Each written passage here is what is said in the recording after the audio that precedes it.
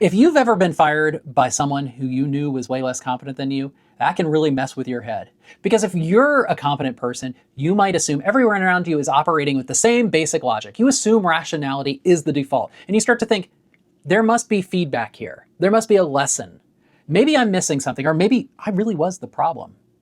And sometimes we fail. Sometimes we deserve the consequences. Sometimes people get fired for legitimate reasons. I have definitely fired people for legitimate reasons. But sometimes insecure people feel threatened by the curious people. Sometimes intellectually incurious people genuinely do not understand the value that is sitting right in front of them.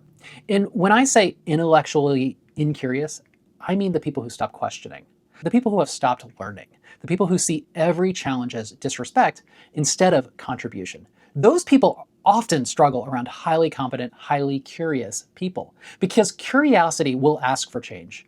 Question those exposed cracks. Insecure leaders, whether they know it or not, often don't want the best people.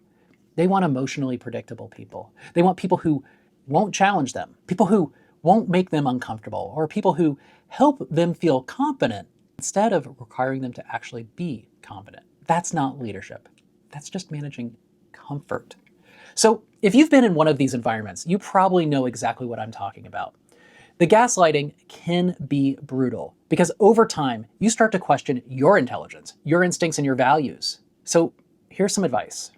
When you get feedback, take it seriously. Learn what you can, own what's yours, but don't automatically confuse authority with wisdom, because sometimes the person with power is not the person with clarity. So I genuinely want to hear from people on this.